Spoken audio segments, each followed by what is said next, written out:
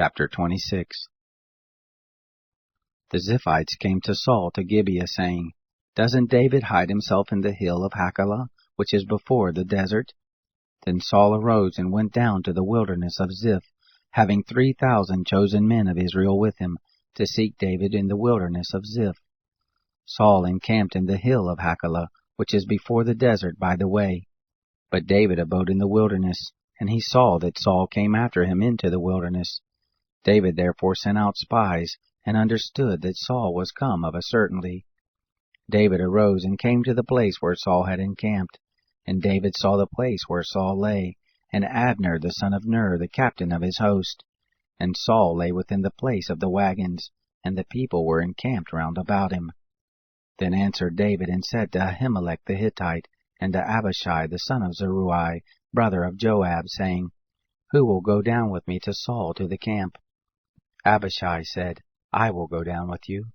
So David and Abishai came to the people by night, and behold, Saul lay sleeping within the places of the wagons, with his spear stuck in the ground at his head, and Abner and the people lay round about him.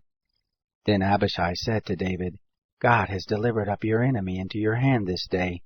Now therefore please let me strike him with the spear to the earth at one stroke, and I will not strike him the second time." David said to Abishai, "Don't destroy him, for who can put forth his hand against the Lord's anointed and be guiltless?" David said, "As the Lord lives, the Lord will strike him, or his day shall come to die, or he shall go down into battle and perish. The Lord forbid that I should put forth my hand against the Lord's anointed. But now please take the spear that is at his head, and the jar of water, and let us go." So David took the spear and the jar of water from Saul's head, and they got away, and no man saw it, nor knew it, neither did any awake, for they were all asleep, because a deep sleep from the Lord was fallen on them. Then David went over to the other side, and stood on the top of the mountain afar off, a great space being between them. And David cried to the people, and to Abner the son of Ner, saying, "Don't you answer, Abner." Then Abner answered, "Who are you who cries to the king?" David said to Abner, "Aren't you a valiant man? And who is like you in Israel? Why then have you not kept watch over your lord the king? For there came one of the people in to destroy the king your lord. This thing isn't good that you have done. As the Lord lives, you are worthy to die, because you have not kept watch over the king, the Lord's anointed.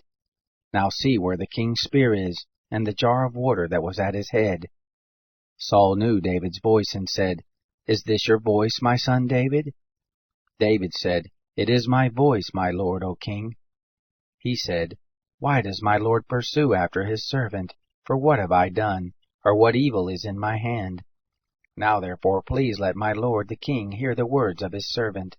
If it be the Lord has stirred you up against me, let him accept an offering. But if it be the children of men, cursed be they before the Lord, for they have driven me out this day, that I shouldn't cling to the Lord's inheritance, saying, Go serve other gods. Now therefore don't let my blood fall to the earth away from the presence of the Lord. For the king of Israel has come out to seek a flea, as when one does hunt a partridge in the mountains." Then Saul said, "I have sinned. Return, my son David, for I will no more do you harm, because my life was precious in your eyes this day. Behold, I have played the fool, and have erred exceedingly." David answered, "Behold the spear, O king. Let then one of the young men come over and get it. The Lord will render to every man his righteousness and his faithfulness, because the Lord delivered you into my hand today, and I wouldn't put forth my hand against the Lord's anointed.